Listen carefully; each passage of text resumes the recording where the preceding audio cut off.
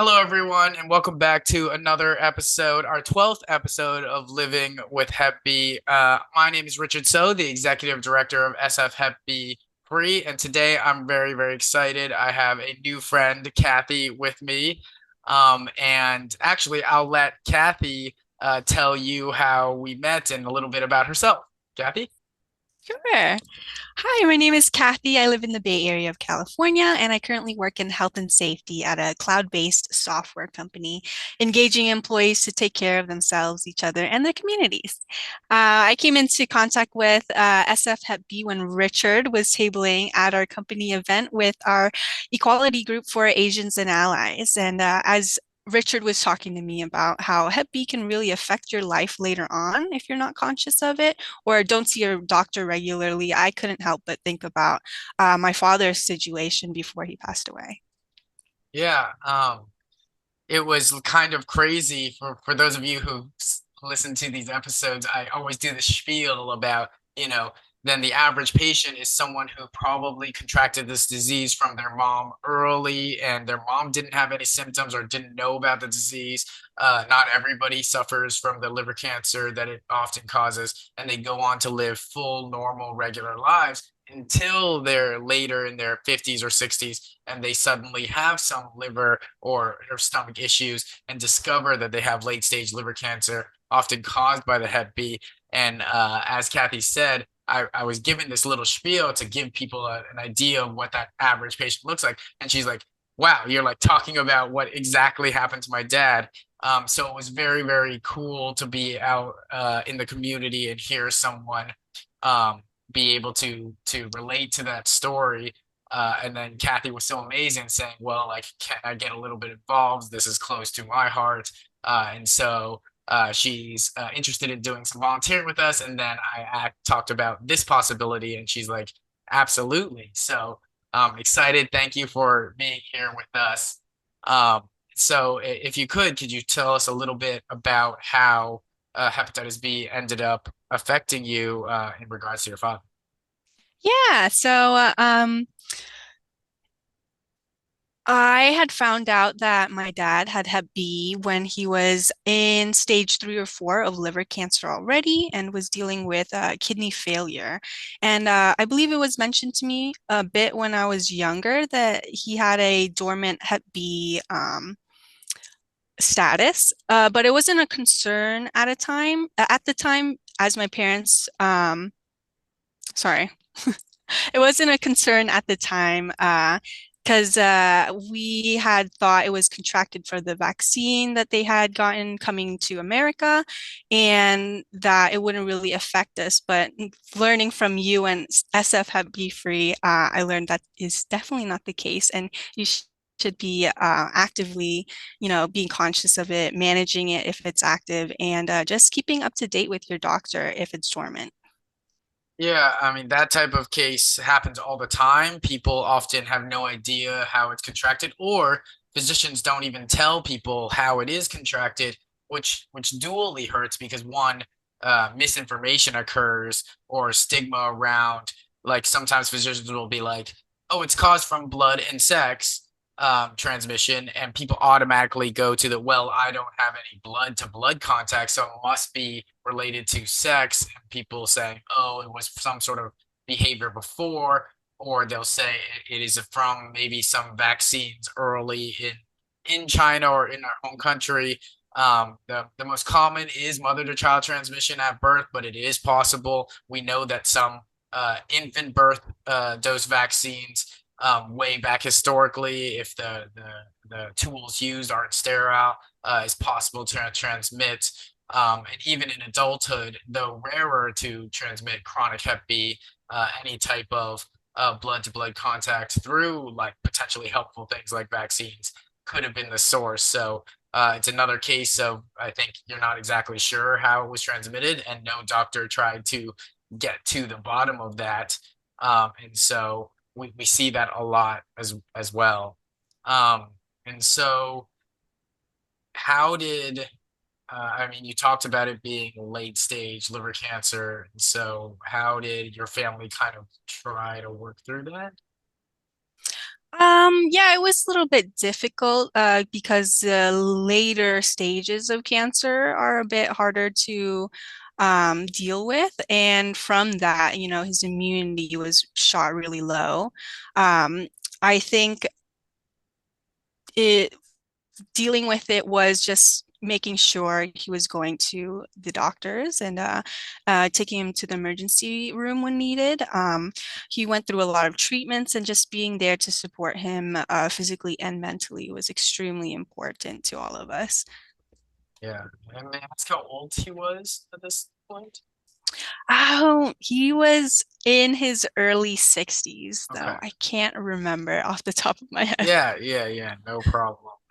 It just goes to show that, I mean, if you guys, folks, if you listened to our previous episode with Philip, he was talking about sometimes these are folks in their 40s and 50s and 60s. And we often think about certain cancers killing people when they're much older, but this is, as we've been seeing, something that can still deeply affect and lead to unfortunate early passings in when people are still have plenty of life to live, families to take care of, and things like that. So the other thing that seems interesting is the physicians didn't tie his liver cancer to his Hep B directly. Is that right? Yeah, so from when I had accompanied him to his doctor visits, they really didn't mention it at all until it became active. And this was through a series of treatments and medicines from his liver cancer and kidney disease. And so it was only after the fact that they kind of said, oh, hey, it's also active again. It's something that we need to treat medically as well. Interesting. And that's one of the things Kathy said, this dormant version. And I was just speaking to her earlier, and there was this idea that chronic Hep B, this lifelong Hep B, for certain folks where the disease didn't seem to be causing liver damage or any sort of problems for a long time, would either be called healthy carriers or dormant Hep B. Since the probably 2005 to 2010s, physicians have moved, healthcare providers have moved away from that kind of for issues just like this, where folks feel healthy and they may be managing it with doctors. As we always say on this podcast, you should be checking once a year for those lip with at your annual checkup, sometimes even at once every 6 months with an ultrasound once every year to check on that liver health. And many people will be first very compliant with that, and after 2 years, 5 years, will say, hey, I always do this 6 month checkup. I always do this annual checkup. I feel fine. I seem fine. My doctor says I'm fine. This is a stressful thing in my life, so I'm not going to do it. And then so then they stop doing that management for 10, 15, even 20 years, and everything seems fine, only for the disease to come raging back and cause liver cancer. And then it becomes too late. Whether that occurred for your father is unclear, but we know that this occurs. And so now physicians and providers have said, well, we really suggest you manage it at least once a year, if not that, once every 6 months. And so to make sure this doesn't come back, especially if there are other issues that make a person's immune system weaker, which exasperates the problem. So that's another interesting kind of and realistic point on this disease. Do you feel like there was any stigma related to the Hep B, even though I know you said that the Hep B portion didn't really jump into the conversation? Yeah, you know what? Any letter of hepatitis really can be concerning to anyone who first hears it. And I definitely had some of that stigma coming into. I had a lot of questions like, oh, where did it come from? What does that mean? And I think it's really important to ask these questions to a healthcare professional or an organization like SF Hep B, where they have, really good information and statistics that they can back up rather than just, kind of reading offline online. Those answers can always be very, again, like misinformation or very two-sided sometimes. They'll say one thing and then someone else will say another. or just that it's hard to understand, or what we see Yes. a lot is it's very medically and jargony, and you're like, well, does this apply to me? Like, is it, this sounds very scary, but I don't see any part that says, um, it is okay. Like most people who live with this live full, healthy lives. They'll just list the symptoms, list how it's transmitted, list what care you should get. And so, one of the things we try to do in having these conversations, like when we visited your company, or even as we improve our website, is to have the text be in a way that says that's comforting and passionate and empathetic. And that's a lot of times what people need but don't get, because whether it's at their doctor or some medical website, it just shows that dry data information. And so we're glad that we were able to give you some of that increased information. And then you said that I think in our previous discussions that your mom also is infected with chronic hep B. Yes, so she has a dormant Hep B2. I think you called it chronic Yes. hepatitis. Is that Yeah. correct? Yes. Yeah. So she still gets some reminders from CVS, but I she goes to the doctor regularly, so I don't have too much of a concern. Although I will be pushing for her next appointment to include some liver and uh, kidney screenings. And yeah, I'll continue these conversations with my family, making sure that they're all keeping aware of it and diligent as well. That's good. Otherwise, I'd be like, "Hey, have you checked in on your mom?" So that's great. And then, did you know you were born here in the United States? Is that correct? Yes, that's correct. Yes. And then I'm curious, and I know it's always improper to ask a woman her age, but because in about the mid 1990s, they started always testing pregnant mothers for hepatitis B here in the United States. And if the pregnant mom had it, they start the mom on treatment or management, and then they automatically give the infant birth dose to the child, to the infant, so that the disease doesn't get transmitted. And since about the I think if I'm correct, around 2005 or such, it became like a standard thing to vaccinate all infants, unless the parents specifically say not to, for Hep B, like they do for measles, mumps, rubella, all the stuff that is the considered the normal infant vaccinations. And so um, I'm wondering, did you know that, was that a thing uh for your mom? Do you know if she was like, oh, I need to make sure my daughter doesn't catch this disease? Do you have any knowledge of that? I don't know, but I was born in 1999. Okay. And I've talked to my sister about, oh, hey, do you think I should get tested like right now? And she Yeah. said, like, no, it's not a concern because when you were little, you already had all of the tests.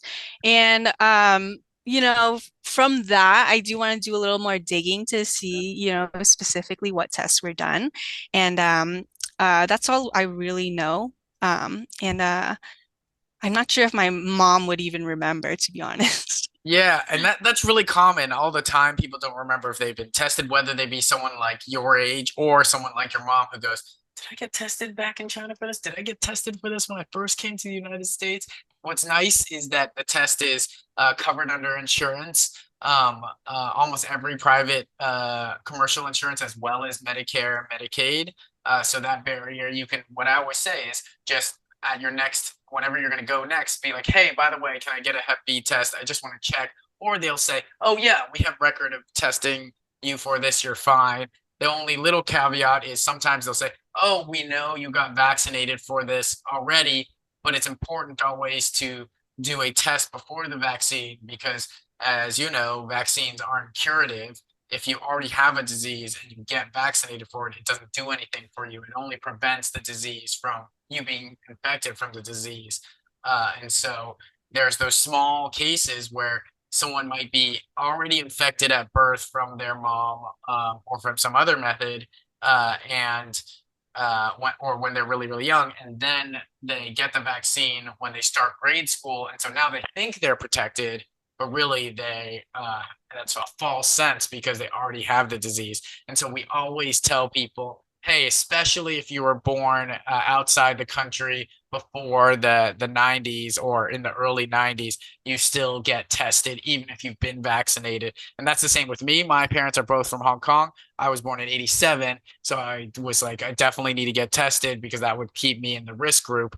I fortunately don't have hepatitis B, but I would fall in that risk. And so we recommend that. And since 2023, the CDC has recommended, they just came out with it actually a little bit last year, that all adults get screened for Hep B. And what it used to be is that, are you uh, born to Asian parents from Asia?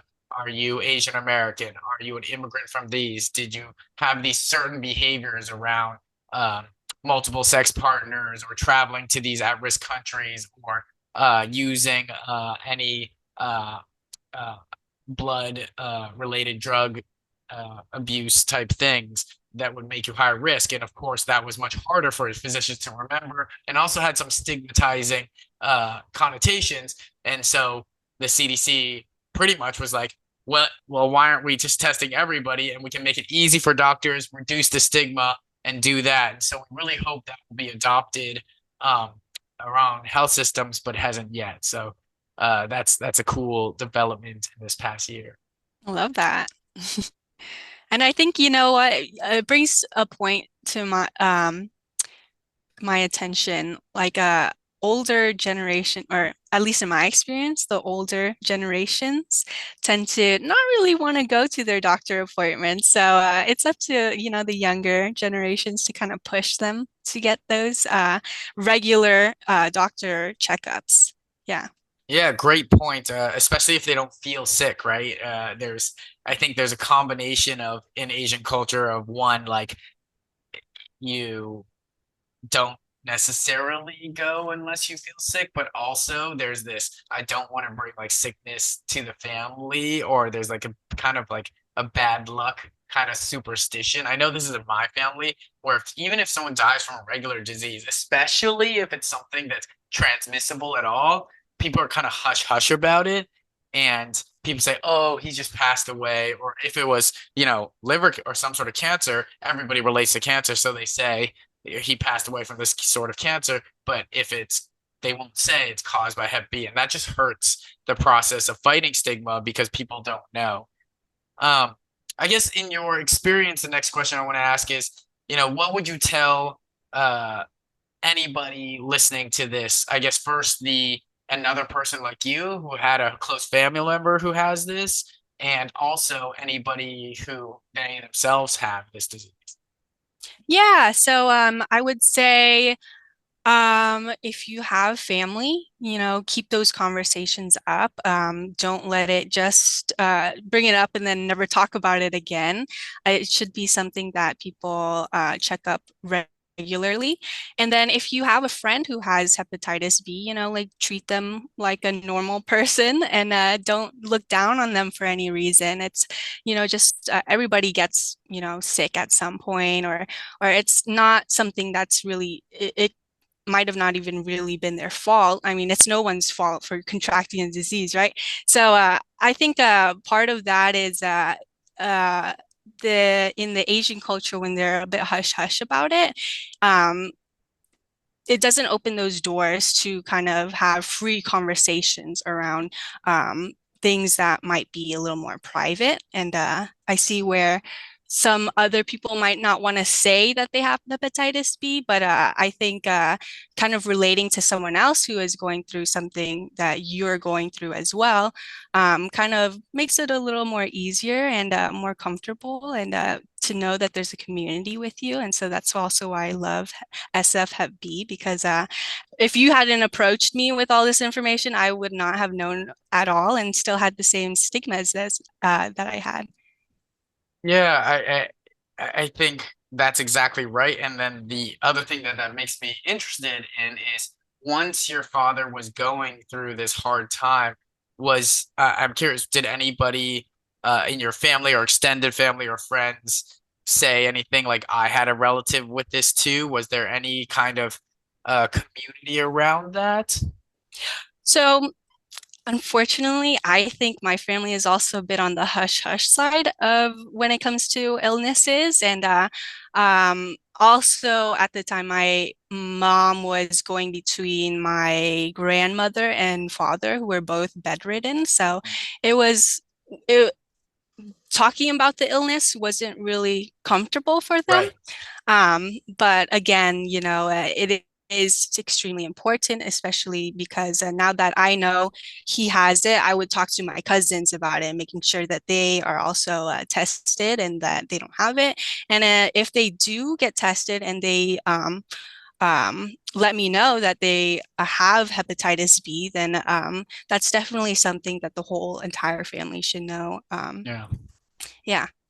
And I Yeah. also want to be there for them for that too.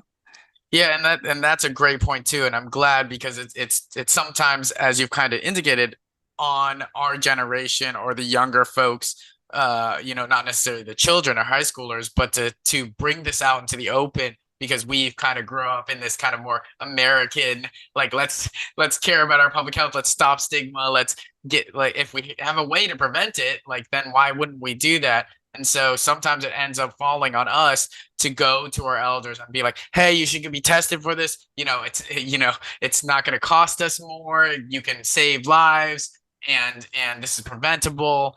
And that will help fight stigma. And then, of course, there's the idea that maybe if I walk up and even were to talk to your family about this at a community health fair, things I'm just some random guy on the street who's like a public health person. But as a granddaughter, a daughter, a cousin going to their own aunties and uncles and parents and going, "Hey mom, hey dad, hey auntie, hey uncle, uh, there's this disease that I learned about. It's really important. It's going to take 5 minutes. I'll help you schedule your appointment with your doctor." I mean, that's a hugely different message, even though the point is the same, but the methodology matters so much. And we learn a lot of that in our work in the community.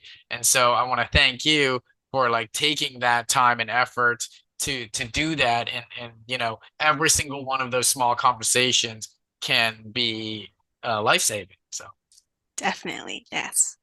um let's see, I guess what would on that vein, what would you tell other people your age who might go, people who work for tech companies who might go, "Hey, like I didn't know about this, what can I do to help, what should I do?" So I think, looking at numbers really, if like everybody is openly talking about it, then I feel like the minorities would not feel so bad about talking about it either. It's, information and kind of caring for one another is quite contagious. And Mhm. I think getting involved with SF Hep B would be maybe one of the first steps. And just kind of being an ally to anyone you know and checking in on them. And I personally don't have an active Hep B, or I have to get tested to confirm this, but um, I'm not sure how it feels like to know if Mhm. you have Hep B. So it's really just caring for one another through life and everything really. Just again, driving the point where they're humans too, they're not any different from us really. Um, yeah, so that's the first step. And then second step, I'd say if they're in an Asian community, definitely talking to your family about it. That never is going to get old.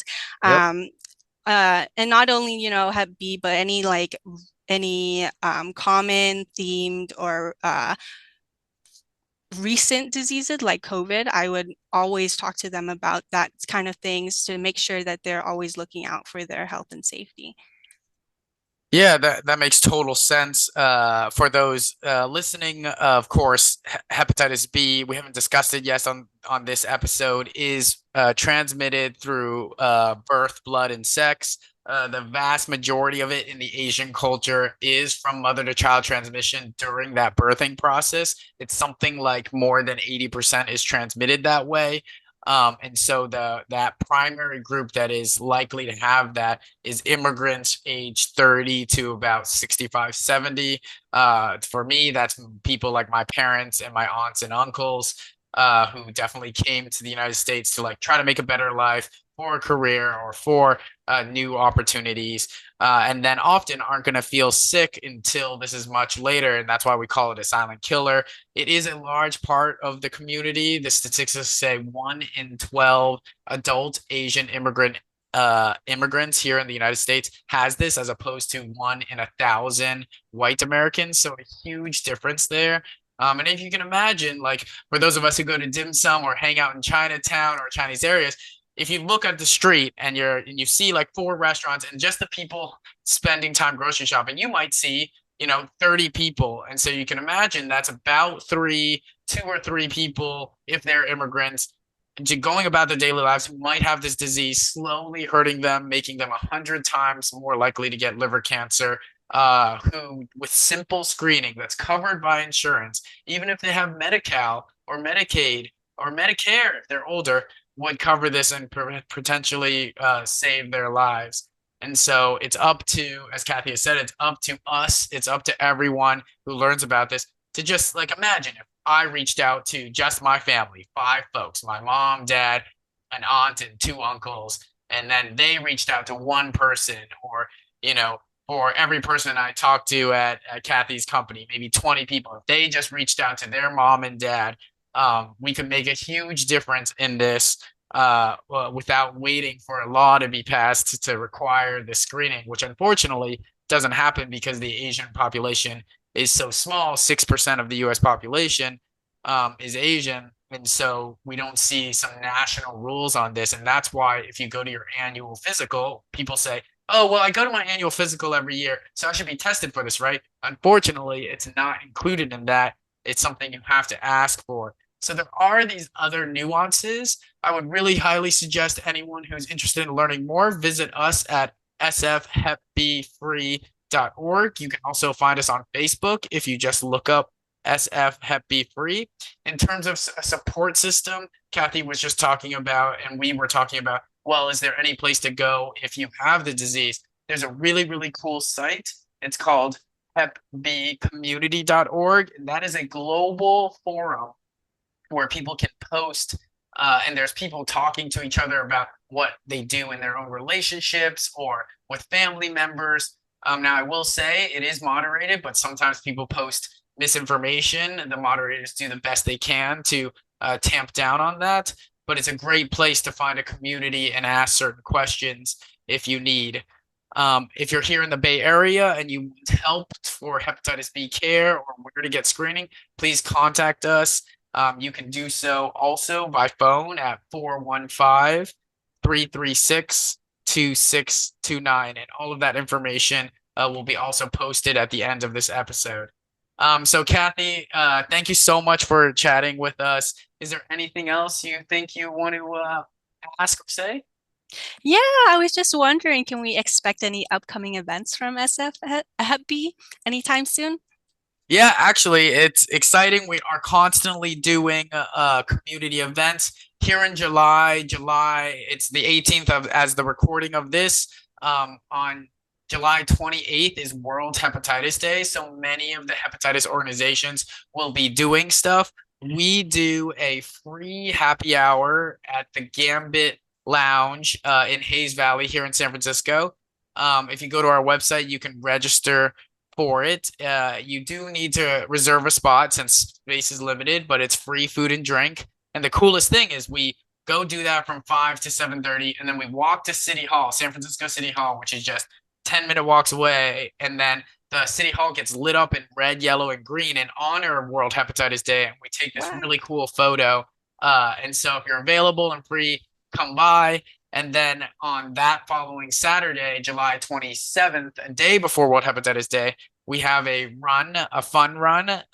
Registration's only $30. You can also find that on our website. You get a free bucket hat and free socks with your registration. It's just a 5K. You can walk or run. The day should be beautiful. It's on Chrissy Field.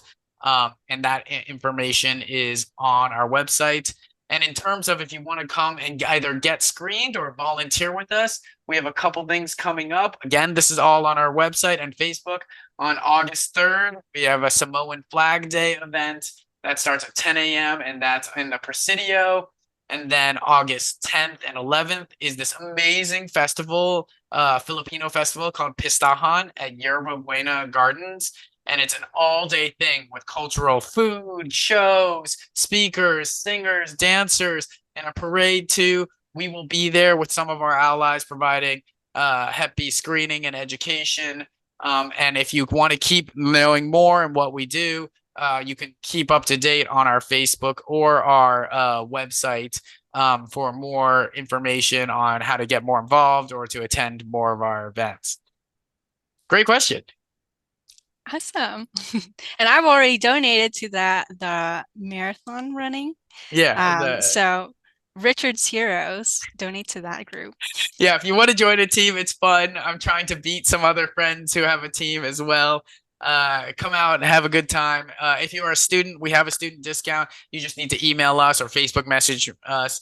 But other than that, thank you everyone for listening. Thank you, Kathy, so much for being brave and sharing your story and be just willing to give back to the cause. We really appreciate it, and it's so nice to see folks who don't necessarily work in this field caring about the issue. So I really appreciate you. Yes, definitely. Thank you so much, Richard. And thank you, SF Hep B. Great. We'll see everyone else on the next episode. We're planning much more of these, as well as some in Chinese, hopefully in Korean, and maybe one in Tagalog, if we can get the right person to attend. Otherwise, we'll see you on the next one and have a good day.